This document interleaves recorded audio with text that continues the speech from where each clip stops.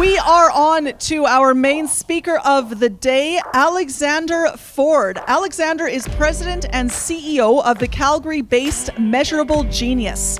He's been pursuing his dream of helping entrepreneurs and business owners find their stories, acquire new leads, and scale their business since he first became an entrepreneur at age 12. Alexander's unique approach to business, as well as his endless curiosity, help him work with business owners to transform various challenges into opportunities and build new solutions to fulfill their mission. Alexander will reveal how to build a tailored marketing machine that actually works. That is the rub, isn't it? By demonstrating how each marketing project works in harmony and what actions are necessary to acquire new leads and convert leads into customers. He will also share proven strategies to get crystal clear on which priorities to focus on in order to grow your speaking business. So please, a warm round of applause for Alexander Ford.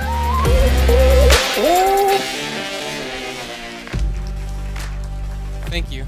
Admittedly, I don't identify as a speaker, although I speak a lot, mostly to myself. It's nice when there's others to listen. But what's most important to me is I would like each of you to leave here having an action in mind that's going to move the needle. I can philosophize till the cows come home, and I'm happy to rant at you, but I have found that that's generally not super effective in transforming your life. So, with that in mind, I would love to establish some context, which is that I am a 31-year-old neurotic only child from an upper middle class white Canadian family. I have not had a problem in my life. I don't have a sad story of transformation for you. I feel like my hero's journey may not have even started, or if I even have one. What I do know is that I have been endlessly dissatisfied and resistant to authority. Some say I have authority issues, so I've just chosen to be one. Here's the thing about laughter, though. It comes from tragedy, because most of you as speakers are waiting for someone else to put you on a stage. And what I've been taught by my mentors is that until you believe in yourself enough to build your own stage, it's unlikely that anyone else will. Does that make sense? So we've just gone a little morose here. I'll try to bring this back up. In other words, you can just choose to be famous. It's not hard. You just decide. One of my clients, his name is David Mailer. He's a mentor for men who've given away their balls, so to speak. And his marketing's very effective in that regard. There's lots of those, in case you were wondering. And one of the things that he's very disciplined in communicating is that you decide. You decide. And until you decide, no one is waking up in the morning to help you. Arguably, no one wakes up in the morning trying to move your life forward. How many of you understand you're the person who needs to advocate for your own life? If you don't advocate, no one else is. So you need to stop waiting. That's what I learned. I mean, I don't know if I even started waiting. I just have always questioned why it is exactly I should have to wait, or why something is the way it is when I don't think it makes sense. And fortunately or unfortunately, no one ever programmed me to stop questioning. You know what I'm saying? Nobody told me stop questioning, and by the time people did start saying that, I was pretty committed to the process. And so one of the core values at Measurable Genius, which is the company that I run, is that we start with why, which some of you may have heard from Simon Sinek's famous TED Talk. But in reality, what I have observed in my career of working with business owners so far, bearing in mind I feel like I've just begun, is that too many business owners and entrepreneurs, and for that matter, speakers and individuals, are perfectly comfortable believing they know how. Someone told me how to do Instagram, I better do it. Someone told me Facebook's dead, LinkedIn's in. That makes sense. But behind every how, there is some why. And if it's not a why you've created, it's a why someone else sure as hell has created. And I want to foster in my own life my own meaningfulness. I want to live a life of meaningfulness. How many of you feel that in some way you want your life to matter? So then, I think it's important for us to understand what matters. What matters to us? What matters? Why are we speaking? Why are we teaching? Why are we taking on the challenge of business ownership? Why are we taking on the risk position of hiring employees who I have to pay a salary whether my customers pay me or not? Why is it so important that other people should listen to me? Why is this cause that I'm speaking on something that I think other people should hear? And it's easy to get on a train and let that train run away, right? The train you get on, I'm an entrepreneur, and 6 years later, you've got this echo chamber in the mind that says, I'm an entrepreneur. I'm a speaker. That's what I do. I'm just doing that thing. And I think it's important to check in every once in a while and just make sure, is this train moving where you want it to move? The reason I think that all of this is important to me is because when I was growing up in my upper middle class white family that had no problems, I had a father who most certainly perceived in his life that there were problems. He was the associate pharmacist at the Shoppers Drug Mart in Forest Lawn for basically my entire young adult life, or my entire young and then through adult life. And in the 1990s, which is when I grew up, there was a pharmacist shortage in Alberta. And he became a pharmacist because his parents told him to, because that was something that would create the money that he needed to raise a family and create a stable life. And that's what my parents were taught, was go to school, get a job, make money, support your family. I mean, his parents grew up in an economy where by the time his mom's mom, so his grandmother, had her 13th child, they were kicking the first child out to make room in their 2-bedroom house. My dad's father was feeding himself by hunting rabbits because his parents didn't give a shit, right? That's where they came from. So their mandate as my grandparents was to tell my parents, go to school, this is an opportunity, appreciate it, get a job that none of us had access to, create a life for your family none of us could create for you, and have a kid. Give that kid a better life than we could give you, and the better life that we sure as hell had, right?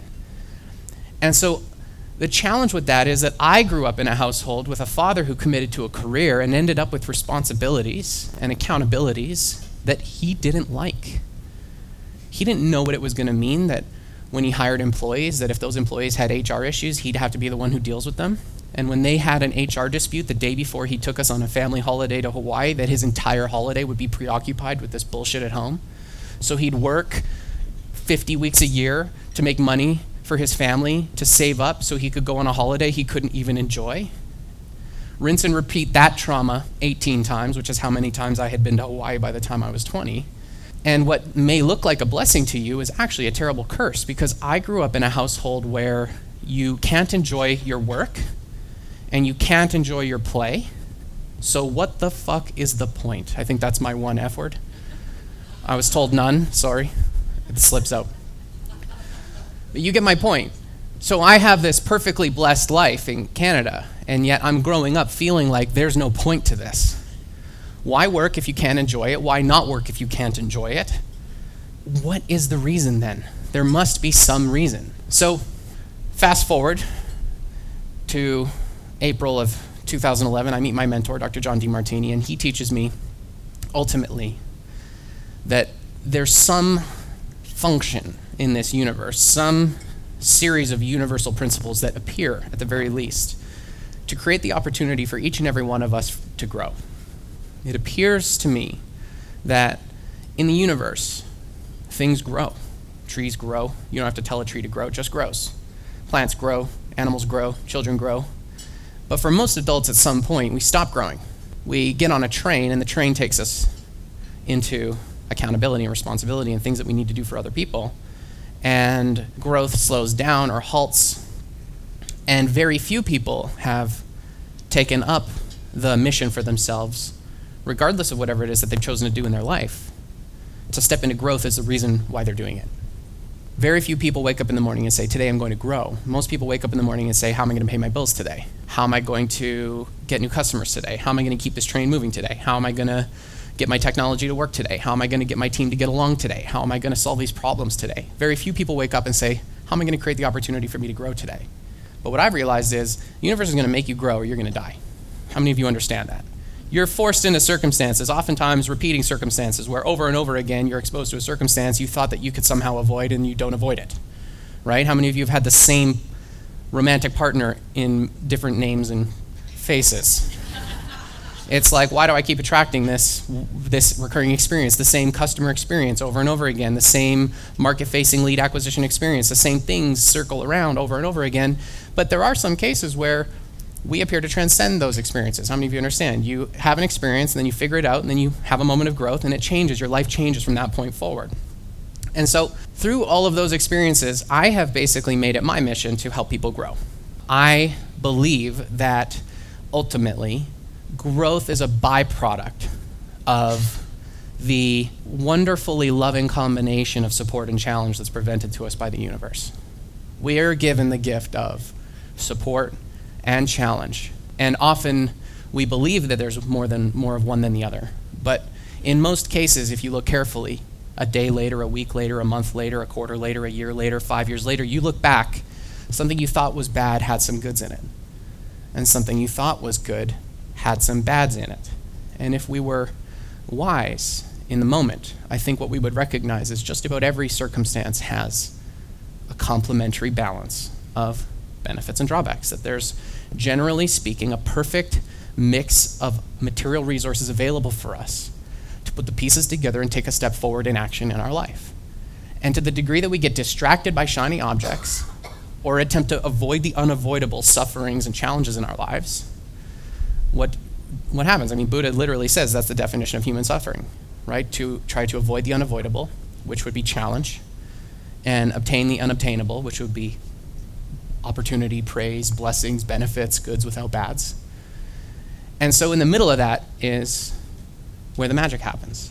And the interesting thing is that if that's true, then growth maximally occurs then on the perfect border of those two things. How many of you understand that when you're over-supported or you over-support a child, the child becomes dependent?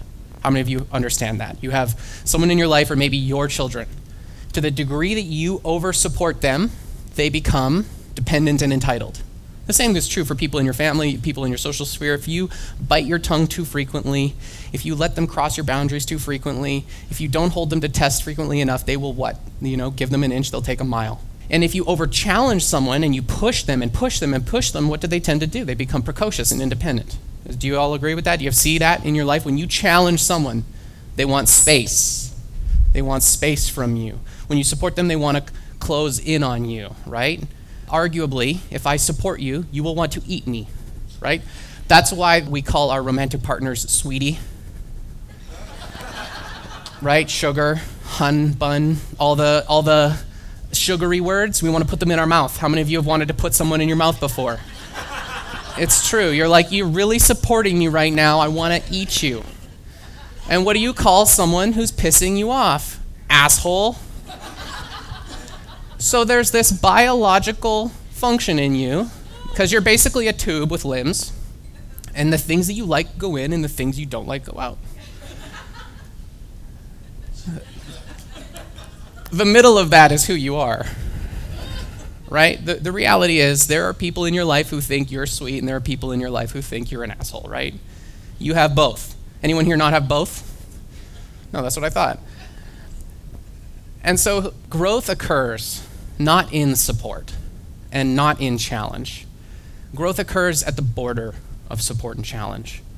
Growth occurs when you bear witness in your own life to the combination of support and challenge, and to the degree that you combine those two things, you tend to move forward with action.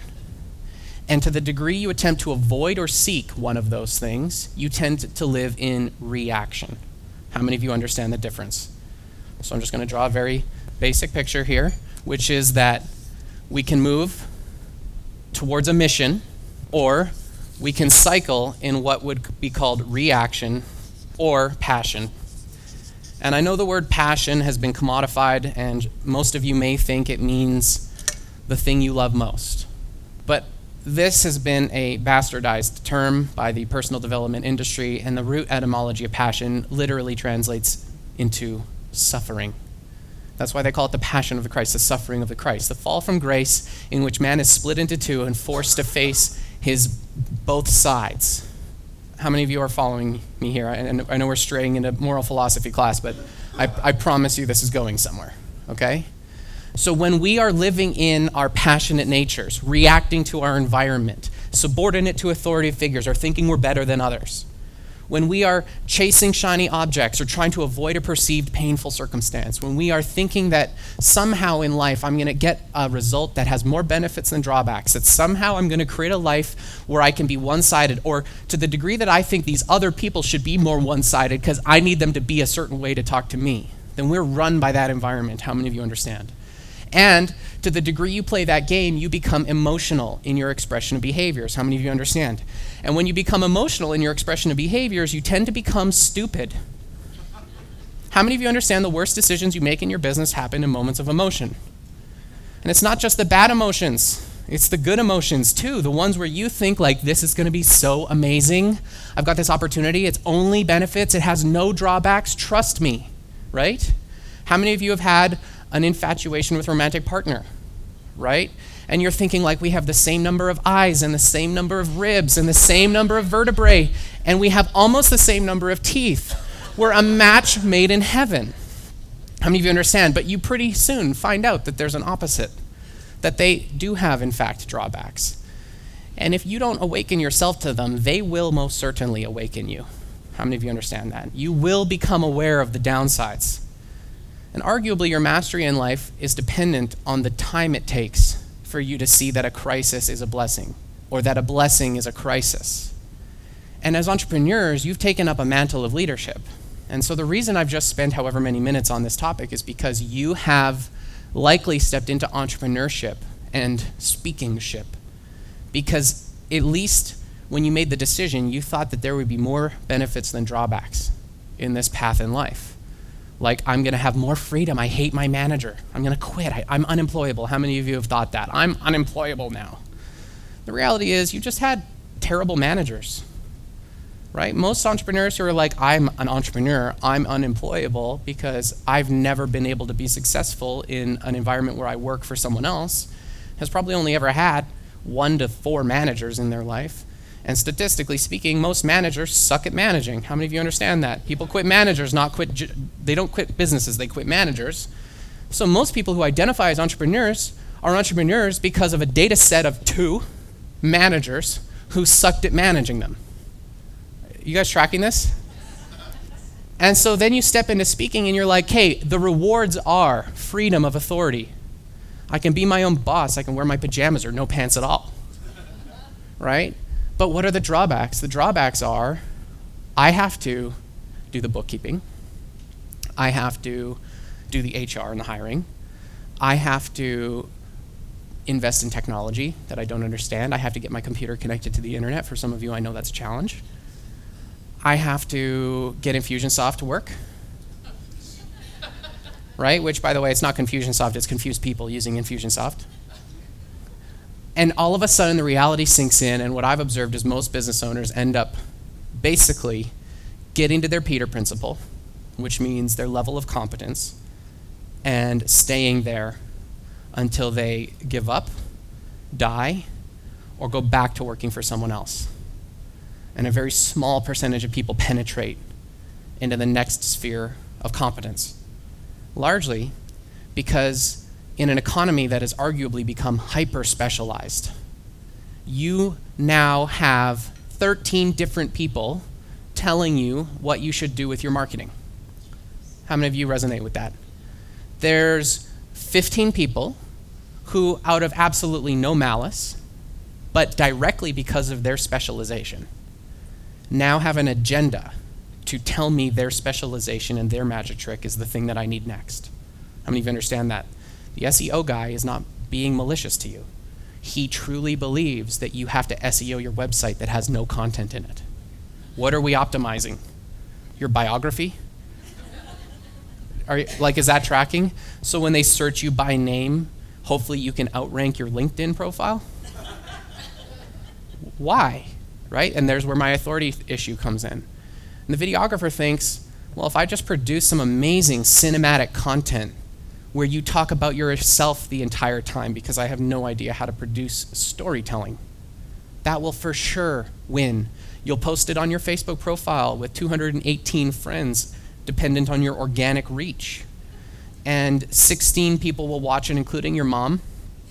And you'll get 3 or 4 engagements, and then that video will plummet into the black hole of the news feed. And then what? You just spent $3,000 on a video that is not moving your business forward.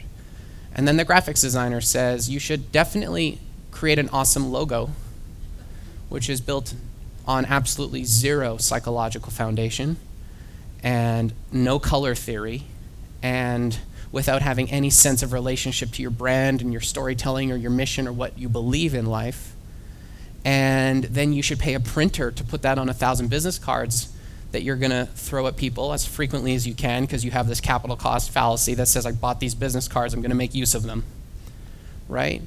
And on and on and on. And then the business coach who's never run a business in his life, except for the coaching business you're paying him for in that moment, is telling you that you should focus on the numbers, and what gets managed and measured gets growth, and any other number of platitudes.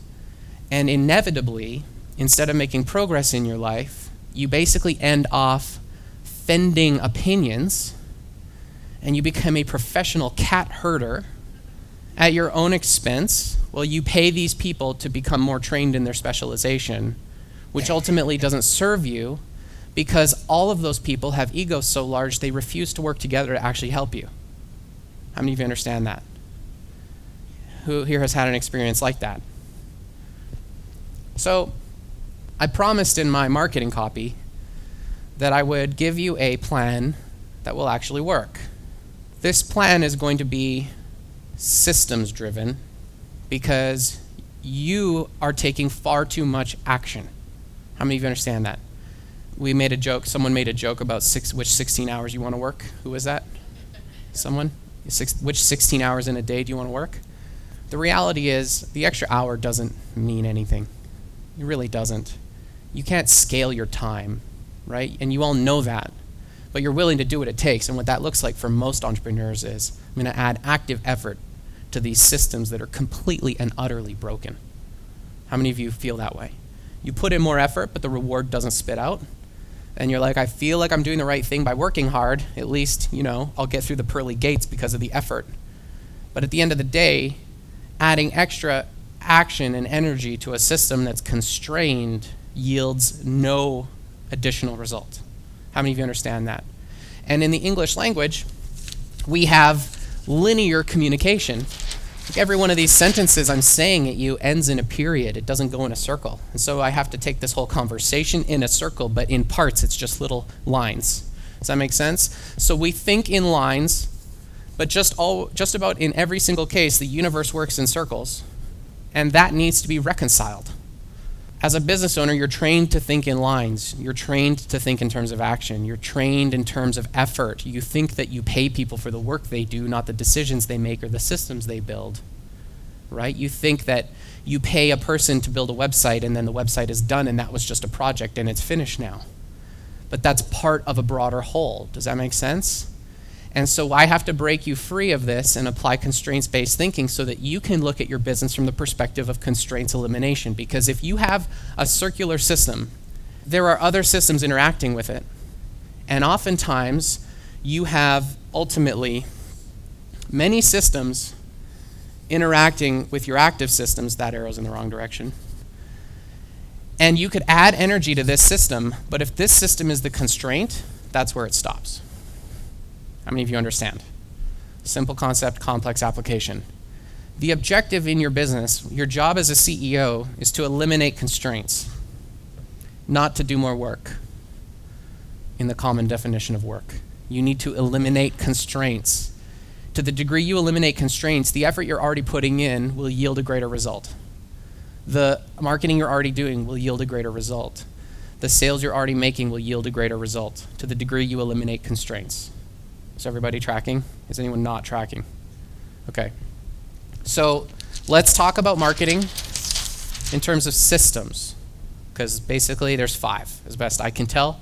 And I'm open to obviously evolving. You'll see that I implement and change regularly my thinking and my concepts, but this is where I'm at today after 19 years of experience, $1 million in revenue, $600,000 of Facebook ad spend under management, 8 employees, a real culture, and a machine that produces a profit and cash flow positivity. I actually have the results to back up what I'm saying here. I'm not a business coach selling you business coaching so that you can pay my bills as a coach.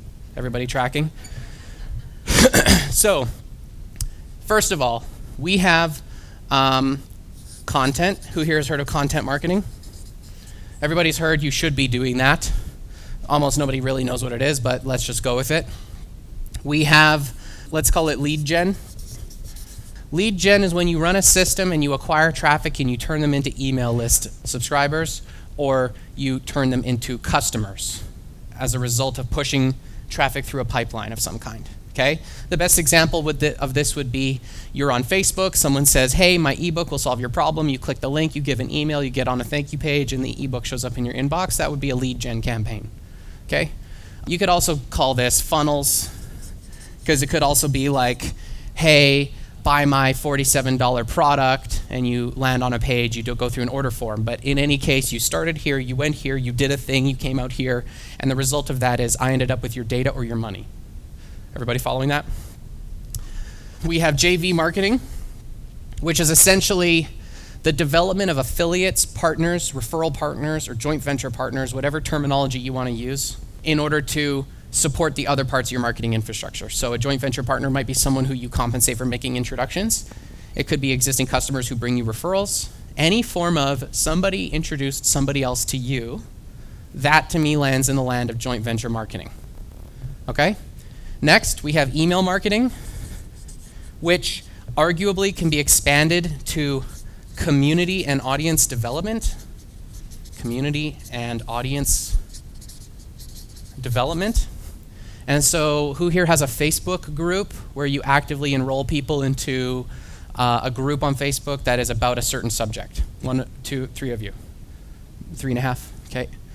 Who here has an email list? Okay. Who here has a page on Facebook, not a profile, a page where you've published content and you've got engaged some kind of audience?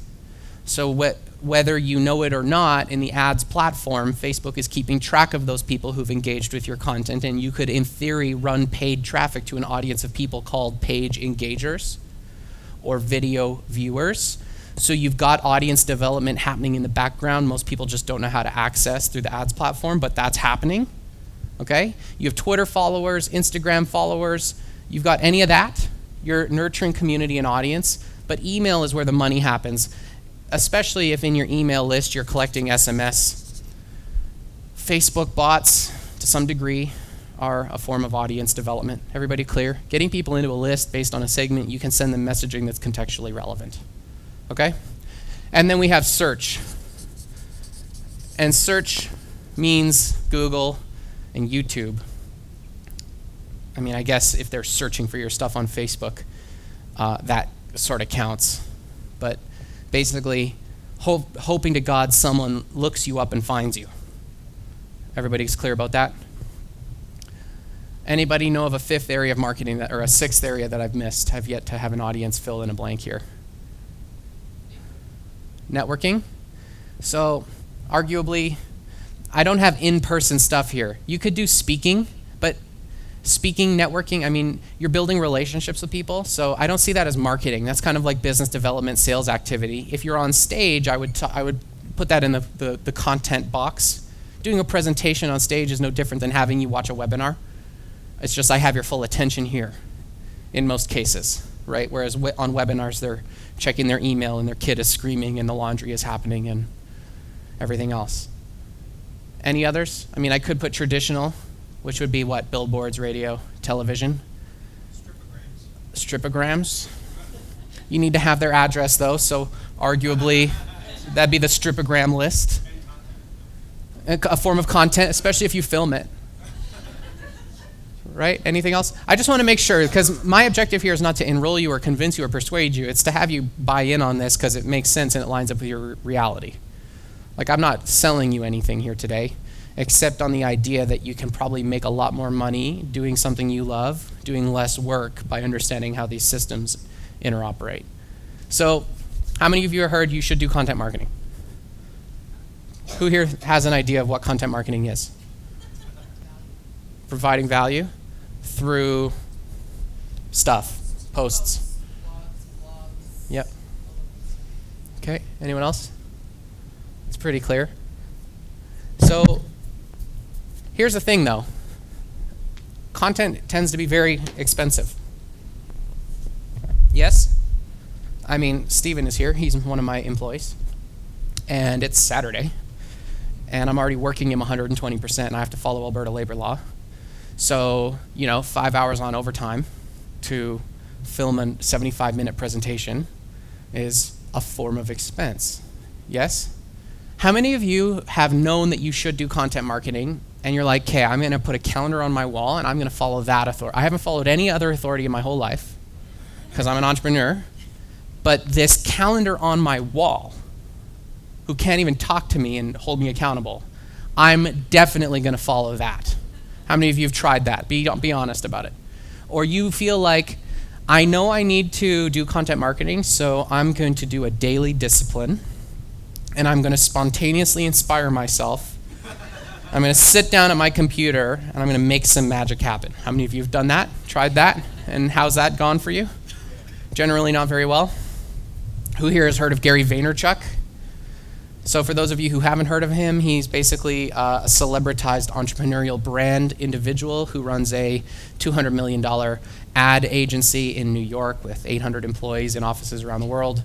And he has made it his life's mission over the last 5 years or so to produce more content than most of you will likely produce in your entire life per week, inspiring business owners to do things better, I guess. His content includes telling you to do content.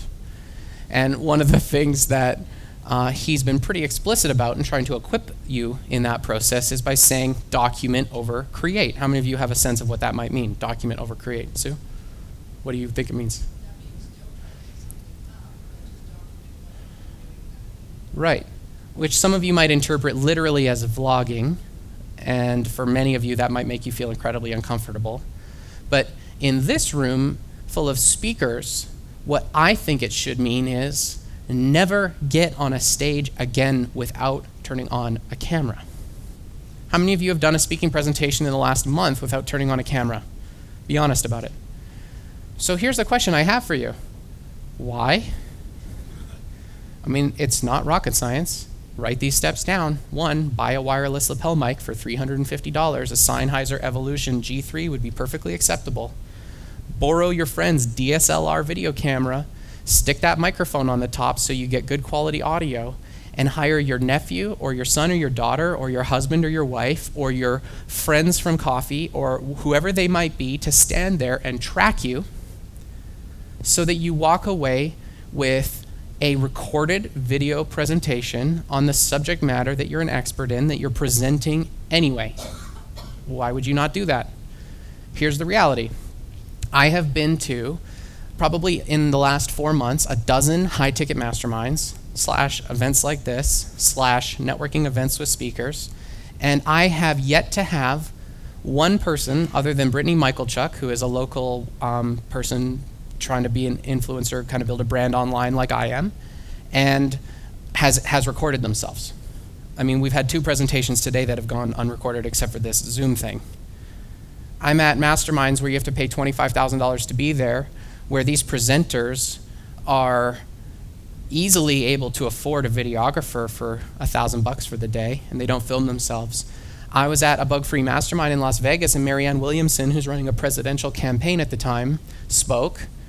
She did not film herself, and when I asked her, why are you not filming yourself, she stepped directly into her ego and told me that she's got tons of people giving her marketing advice, and there's no reason to be filming herself. And I'm like, you're literally running a presidential campaign. Why would you not take you could film it, and while you're in the car driving to the airport, your assistant, who I know is always with you, could chop that thing up, put bumpers on the front and the end of it, and upload it to YouTube in 18 and a half minutes over a cellular connection I know for a fact you can afford because we're in America with unlimited data in Las Vegas, and you're missing out on an opportunity to garner influence with the people that you're trying to talk to. And she has a rabid social media following who would share that stuff instantaneously.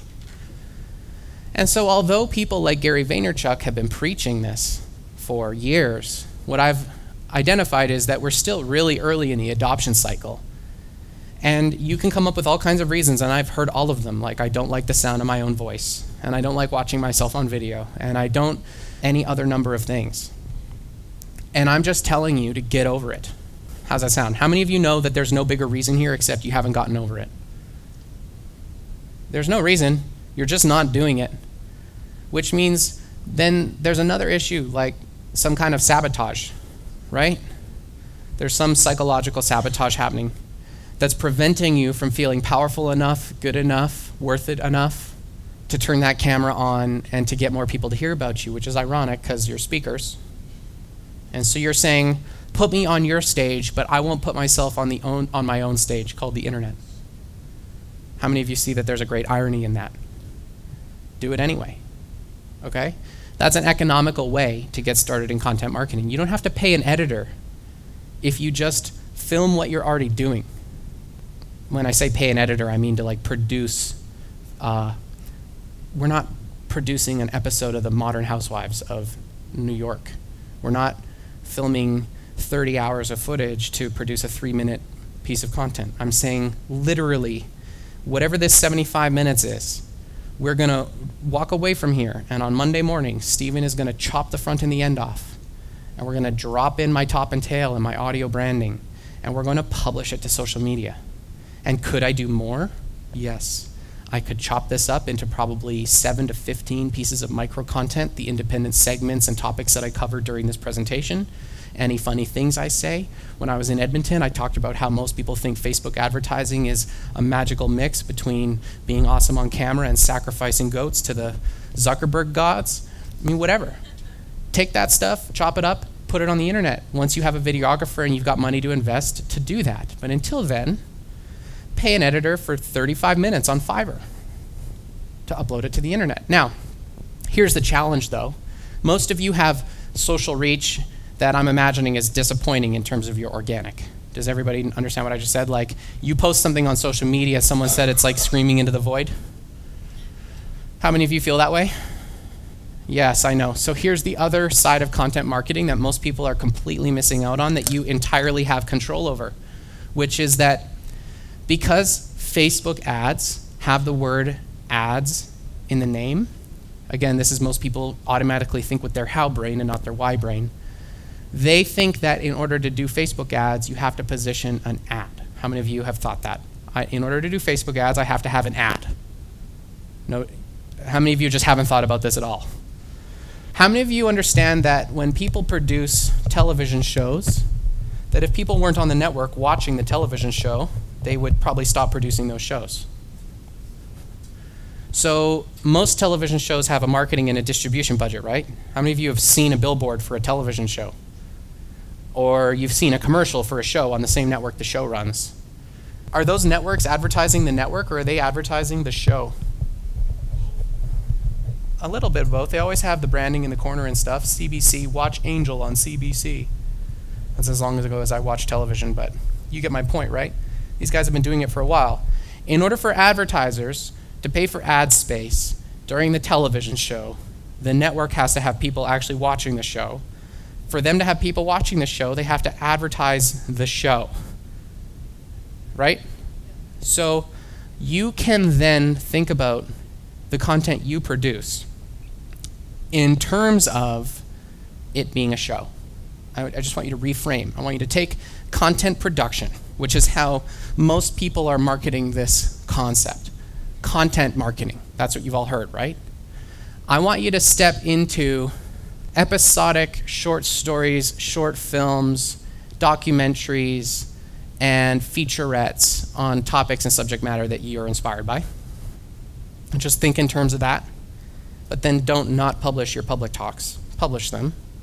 But now that you're thinking about your public talk like it's a show on a network, and the network is now Facebook.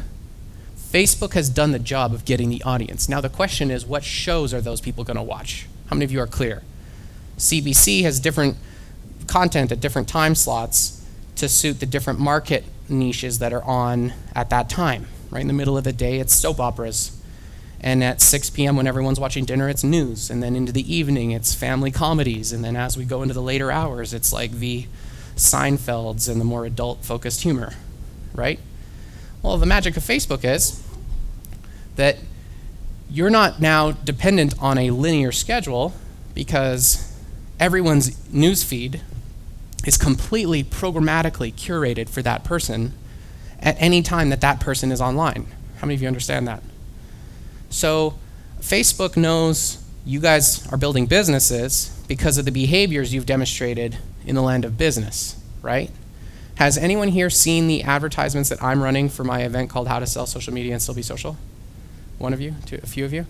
So if you're a business owner in Calgary, you are likely at some point in the next month going to see those ads, particularly once they know you've been here in the room with me, because they've got magical algorithms and stuff. You're going to leave here and the confirmation bias is going to ramp right up, and then you're going to just start seeing me, because I was already there the whole time. Maybe you just didn't notice yet. Does that make sense? So when we think about content marketing, again, you can wait for someone else to put you on their stage, or you can create your own stage. How many of you understand that?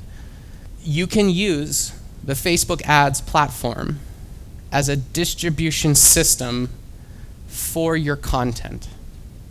Facebook is the network. You can use the ads platform to distribute your content into the time slots in the users when they're on the platform. So, I mean, like literally, you're using an ads platform to create an ad that isn't an ad. You're taking a public talk, you're giving Facebook a very small amount of money, and Facebook's going to take that content and put it in front of your audience without them needing to be connected to you organically or be on the platform at the time that you published it. And it will continue showing up in their news feed repeatedly because you're giving them money instead of scrolling into the abyss of the news feed because it was organic. How many of you understand that? So you can take the content you're already producing, put it in front of the people who you think should see it, and have them see it with a guarantee. Does that make sense? Content marketing is meaningless without distribution. Write that down. Content marketing is meaningless without distribution. So the question is, how do you get distribution? Give Facebook money.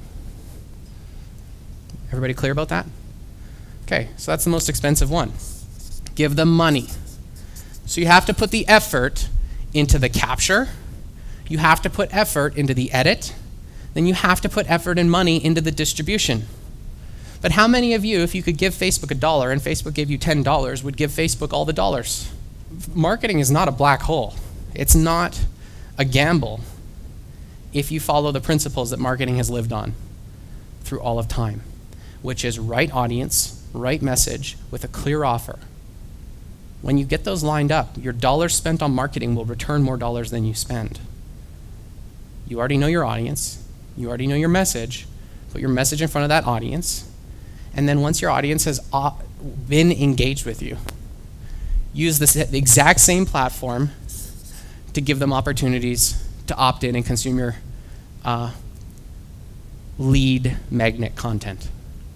So what that looks like is anyone here not have a lead magnet or some kind of ebook or opt-in or download that creates value for your potential audience? Does anyone here not have something like that? Okay, so let's just draw a picture, because this is how your machine should work as a speaker and a consultant or a coach, right? You have traffic.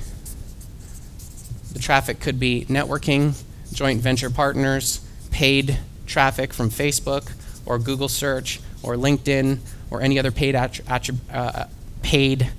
traffic acquisition source. You can have search, etc. All that traffic goes to some kind of, we call them lead magnets, sometimes people call them opt-ins, etc., etc. You say, hey, I've got an ebook All you have to do is you give me your email address and your name. They click great, give me the ebook. Now here's where most people screw up their funnels. This will pay for your time here today if you do this one thing. And for those of you who do have lead magnets, please go change your funnels now, which is don't give them the ebook on the thank you page. Give them the ebook by email after 10 minutes. Because on the thank you page, you should have a video that says, hey, what's up? Clearly, if you downloaded my ebook, you probably have a problem that I solve. And so what would be actually really good is for you to book a call with me. This button takes them to an application, which takes them to a scheduler, which puts them in your calendar so you can take their money. How many of you understand? Your thank you pages are your number one real estate properties. Your homepage and your website doesn't matter. The only people on your homepage are people qualifying you. And if they're qualifying you, they're not convinced they want to buy. And if they're not convinced they want to buy, it means they're probably not in your innovator or early adopter categories, and they're looking for reasons, features, benefits, which puts them in the early majority. And generally speaking, the early majority are the worst possible customers for you. How many of you understand what I just said? Because they need to be convinced and they're looking for things to be perfect, and the minute something goes a little bit wrong, they're going to complain about it. We were talking about Pareto's principle earlier, the 80-20 rule. The 20% who complain the most are these ones. So I don't care if you go to my website from a qualification perspective. I care about what I have control over, which is the traffic that I buy that lands on a page that is specifically curated for that traffic that I bought to deliver them an opportunity to make a micro decision to opt in and get my ebook or my webinar or my short film or my social media challenge or whatever other strategy you've got going on. And then I want to offer them the opportunity to work with me, which for almost all of you should include an application that disqualifies most of them. How many of you understand most of the people who come through marketing don't buy? We have a client who spends $30,000 a month on Facebook ads. Less than 0.5% of the total opt-in traffic becomes customers. I just want you to do the math on that. So if you're buying 100 leads a week, that means you're getting half a customer every week. So you need to buy 1,000 so you can get 5 customers. Following? So I need an application because I don't want to get on sales calls with people who have no money and aren't really qualified. Generally speaking, we have a formula for this. If we reject people, we try to give them a free gift so they're not super mad about it. But let's just be real. You don't have time to talk to everyone on the planet until you have a sales team, and even they don't have time to talk to everyone because you're paying them and they make a commission and they want to be efficient, right? This funnel will work.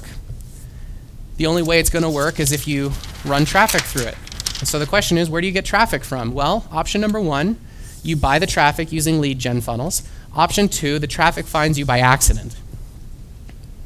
Right? That's search. Now, Google search has been around for a long time, 20 years, 25 years at this point. And the reality is every blue link looks the same. And the people who know they have a problem and are searching for a solution to that problem are likely in the early majority, and they're buying based on their problem and not based on what they believe. How many of you understand that? So if we go back for a second to starting with why, and we look at the market adoption innovation curve, 16% of the market is made up of early adopters and innovators in your category. In your market, whatever market it is you serve, your market, as defined by you, has a quantity of people in it. 16% of that market will buy from you at a premium because they believe what you believe. They buy from you to affirm their own identity. They buy from you to take a step forward in their own life and to affirm for themselves their own meaningfulness and to create order out of the perceived chaos of their existence. How many of you understand that? This is why shopping is a form of instant gratification. People shop to affirm who they are, just like every other addiction. We do the thing to affirm to ourselves we have control. We have the ability to cultivate and curate our own meaningfulness in life. The reality is, for each of us, 16% of the market will shop and work with us and endure incredible challenge. They will endure the fact you haven't figured out your packaging. They will endure the fact that you're adopting your business model. They will endure the fact that you're innovating. They will endure the fact that you haven't got your shit figured out. They will endure the fact that you don't have the perfect customer service. They will endure the fact that you're a one-person show and sometimes you get sick, you're not able to respond right away. They'll endure the fact that you do all your own email. They'll endure the fact that you have spelling mistakes on your website. They'll endure all those things because they believe what you believe. I would rather sell to them, personally. Does that make sense? Here's the other gotcha. The people in the early majority are only going to buy with a direct testimonial or social proof from one of those two categories. How many of you understand that? How many of you in your own life consider yourself not a technology person? And for those of you who consider that, you have a friend in your life you go to tell you what type of cell phone to buy, don't you? Yeah? Same thing with cars. Who here has bought a car and you basically just bought the car your car enthusiast friend told you to buy? You make your purchasing decisions based on innovators and early adopters who you trust, yes? You depend on them to tell you, this person is the person I believe in. And you're like, okay, great. You know what that means, though, is you weren't willing to put in the effort to shop that person. You weren't willing to endure the challenge of figuring out if they were the right person, which means you're also likely less aware of all the drawbacks that comes with that person, which means you're less likely to want to tolerate those drawbacks and you'll be more reactive to the pain. How many of you understand that? They told me to buy this iPhone and this drawback sucks about it. And I didn't figure it out until 4 months in and the calendar doesn't do what I wanted it to do. iPhones suck now.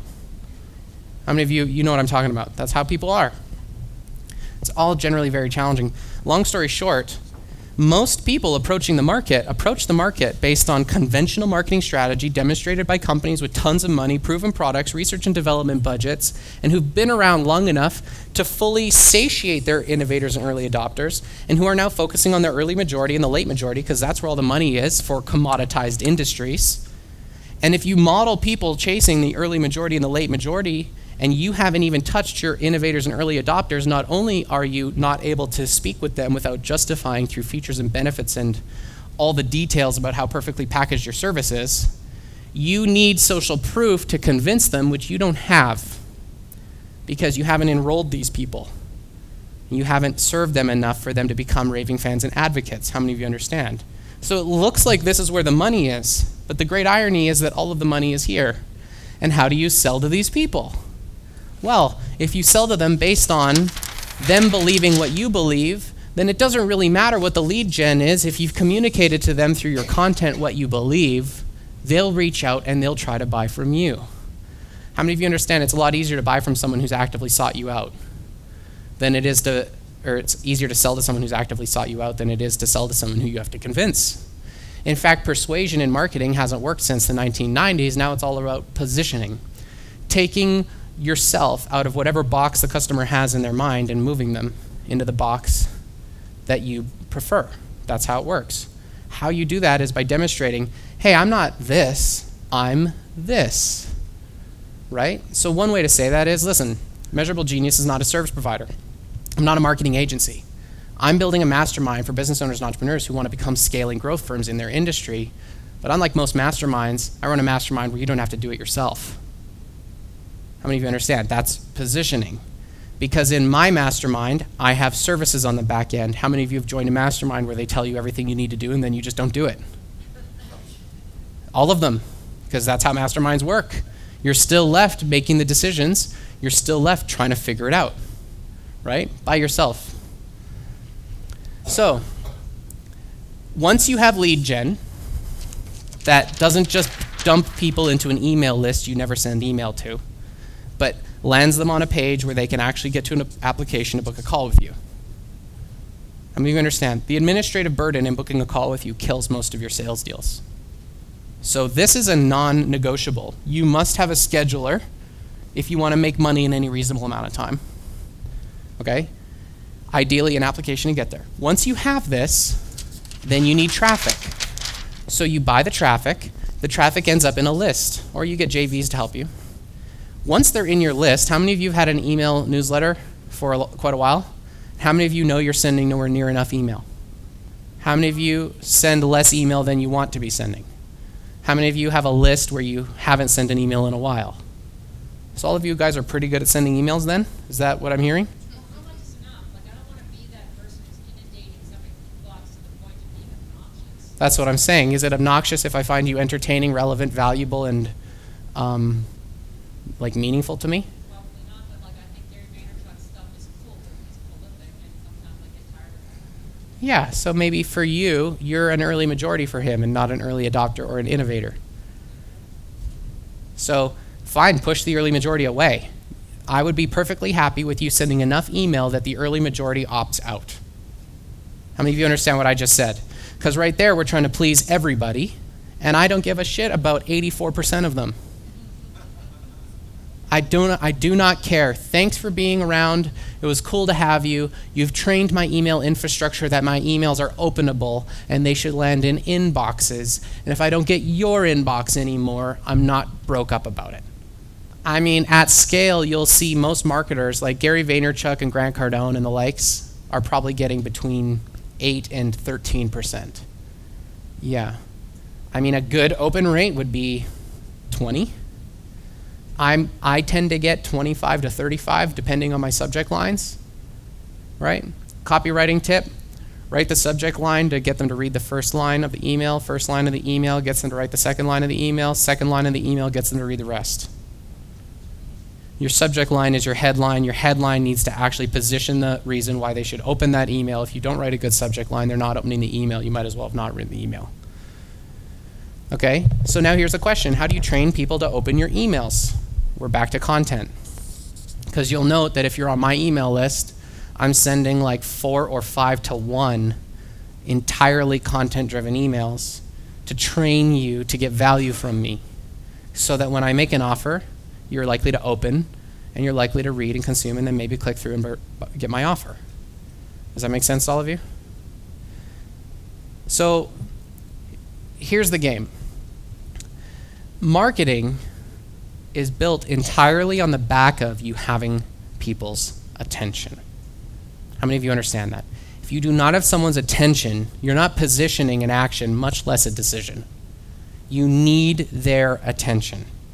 How many of you understand that people will spend their entire day avoiding advertisements and avoiding marketing, but then they'll go home, get their dinner out of the way, put their kids to sleep, and then sit in front of Netflix for 2.5 hours before they go to sleep? How many of you understand that that's how it works?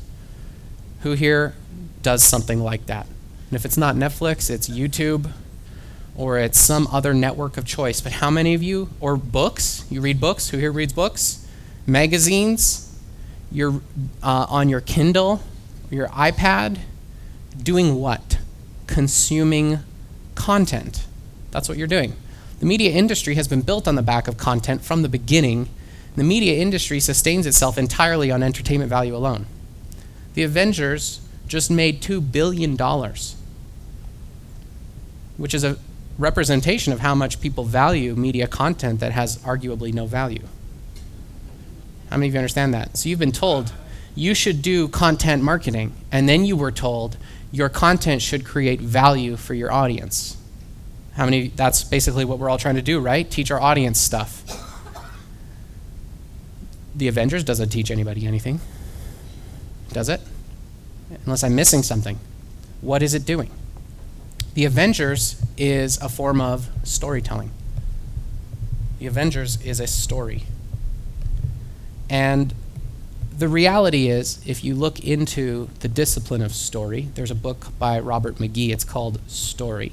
He's the screenplay educator and mentor for some of the world's most prolific directors and producers, the people who wrote Friends, the people who wrote MASH, the people who wrote Seinfeld, the people who've written many of the screenplays and the movies that you love and adore.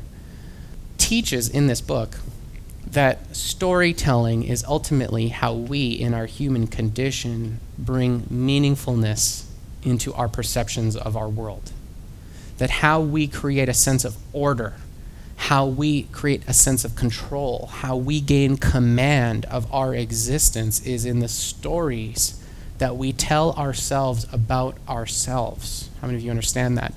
When you look into a movie, or you look into a television show, or you look into a book or a novel, you're looking into the characters in those stories that you resonate with, that you identify with, whose journeys feel common to yours, so that you can bring into your awareness a sense that this has some greater purpose to it and that you can make meaning of it and you can continue to thrive and grow and live your life without descending completely into chaos, which without story, the world would basically look like. Does that make sense? How many of you can see that the truth is you find meaning in your own life through storytelling? And so I'm going to encourage you to step beyond the word content, because I believe, and I haven't figured this out yet in my own life, that to the degree that we produce compelling storytelling, we can attract attention. I can take eyeballs from Netflix if I can produce a series, a short-form episodic show of some kind. I'm currently knocking the idea around with my team of 8. We work in my house in Harvest Hills. Who here's watched The Office? Either version? I'm seriously considering producing a season of episodic content called The Basement that has absolutely no connection to my business, except for the characters in this show will be the employees of my business. And there's no calls to action. There will be no advertisements. There will be nothing except lessons and stories told through the lens of sitcom in an area that we have mastery in our own life. And I think I'm going to be able to enroll business owners into watching this series. I do. And I think that the return that I'll get on that type of a media production will outperform the return that I get off my Facebook ads and my webinars and my short form style infomercial, basically webinars in disguise, and my ebooks and my blog articles nobody reads. I think that although we should be doing all those things, and by doing all those things, we're putting ourselves in the 1% of our category.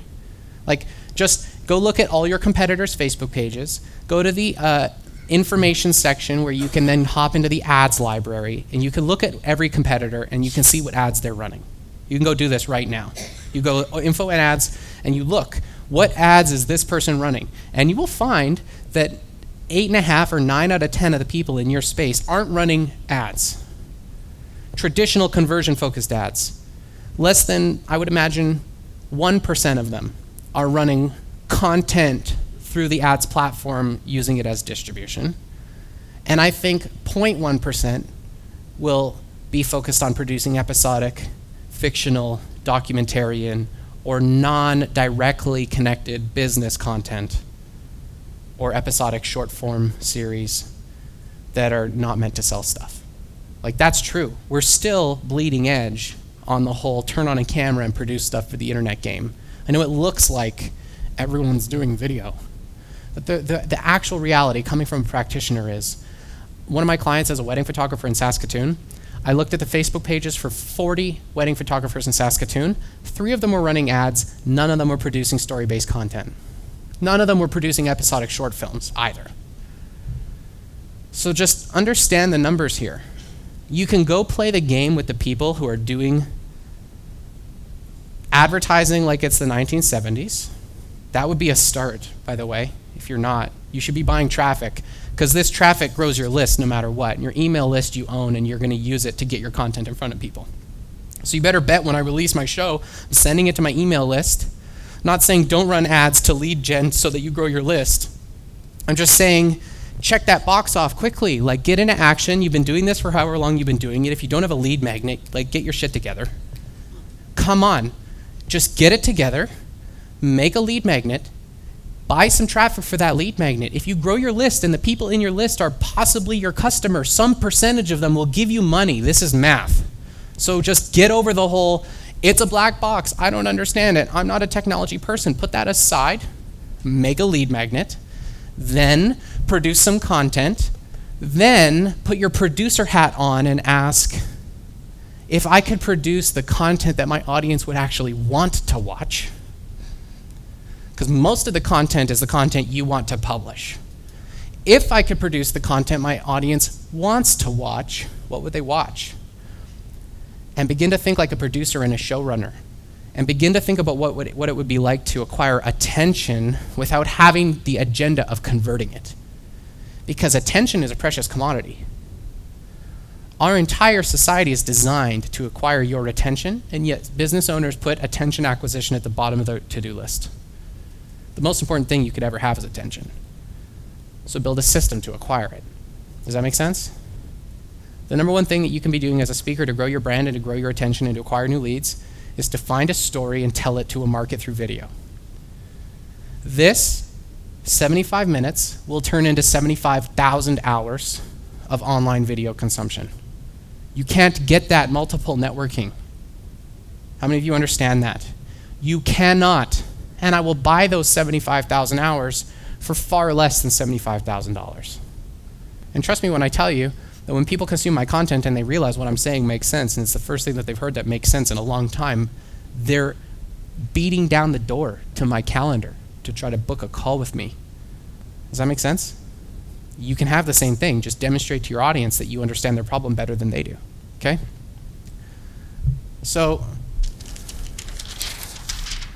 in order to do this, you need to have a plan. You need to start playing the marketing game, and you need to have a plan. You cannot change your plan every time you wake up in the morning, and you cannot go into existential crisis every time you're not sure what to do next. How many of you understand that? What do I do next turns into, who am I? Why am I doing this again? My life is falling apart. And then it's workday over, I'm drinking a glass of wine. Yes? We all relate to this. You have to have a line of sight from what you're doing today to the long-term vision, mission, and outcomes that you're creating for yourself in your life. You have to reconnect to your why. You have to reconnect to it daily because you are a visionary, and visionaries are easily distractible. Yes? So, I'm not going to dive into the details of each of these things, but this is the macroscopic, this is the microscopic. Each of you has a unique hierarchy of values, decision-making criteria that you have demonstrated through your behavior are actually meaningful to you in your life. And for most of you, what you think is important is likely different from what if I observed you in your life, you demonstrate is important. How many of you understand that? How many of you have often been surprised by your own behavior? I'm going to exercise, and then you don't. I'm going to do a thing, and then you don't. I think these things in life are important, but then they don't happen. You following me here? The reality is you've been trained by a disempowered society to believe that you can somehow wake up in the morning and decide to be a different person. You cannot.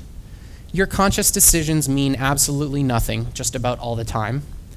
You have a fight going on in your own mind where you are negotiating with the machinery that runs your perceptions and your decision-making criteria. How many of you understand that? You have to negotiate with yourself in order for your behavior to modify. If behavior modification was easy, you would all have exactly what you say you want.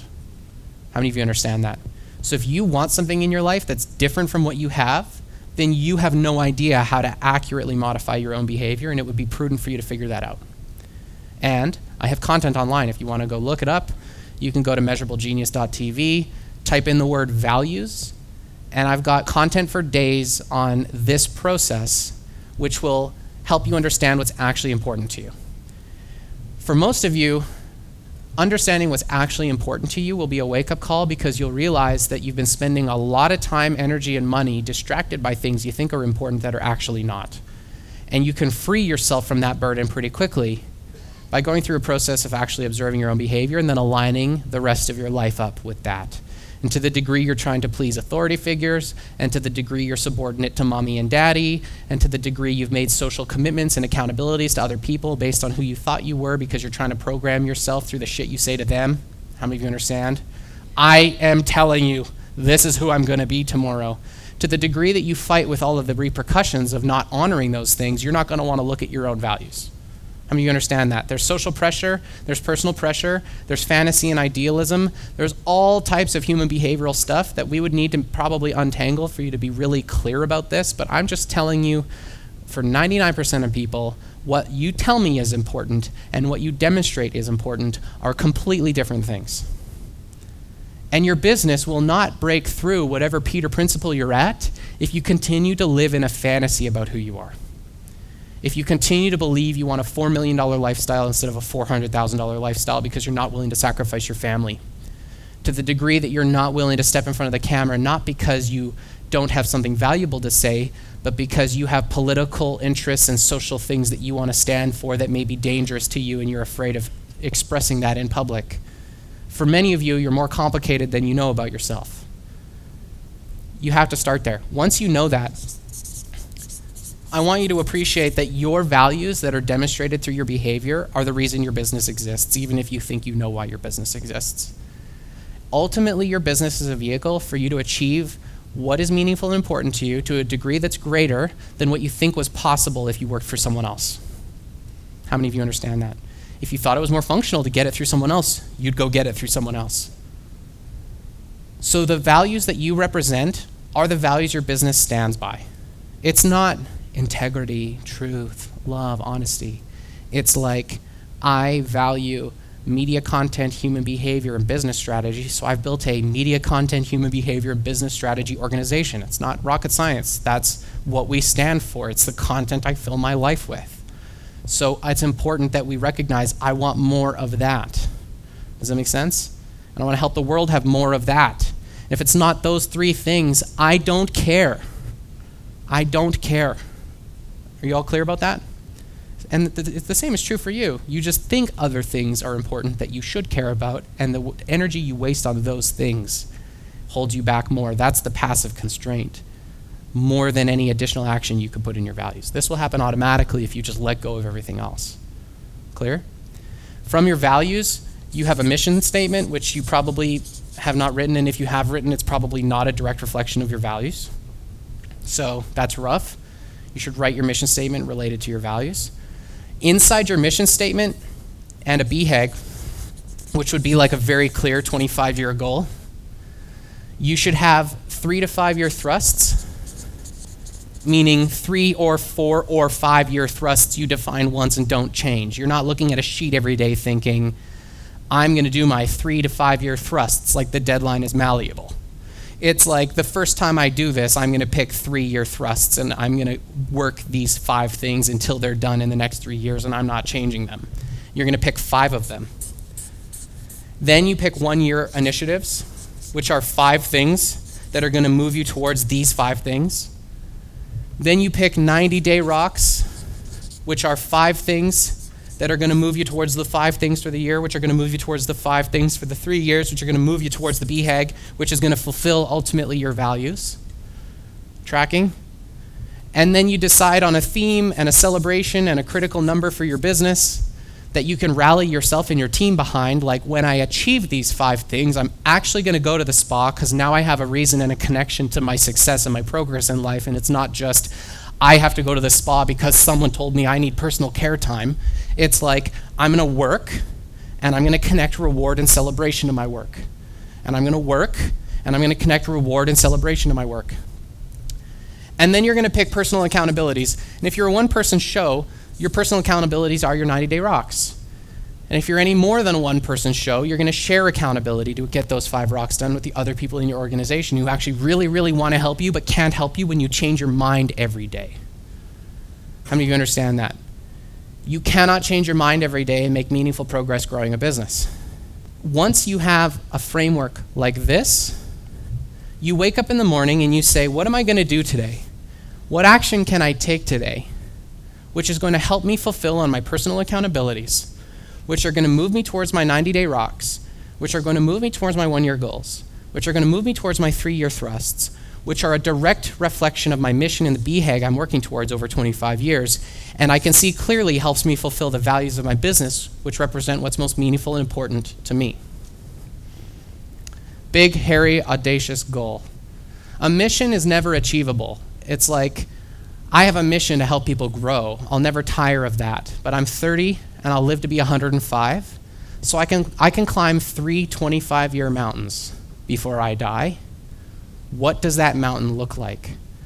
So my first mountain is to grow a $100 million, 700-person business and take over the Calgary Herald building and become a new media representation for what's possible in the Calgary economy and the Canadian culture for marketing and storytelling and business development. So we'll see. Maybe it'll take less than 25 years, I don't know.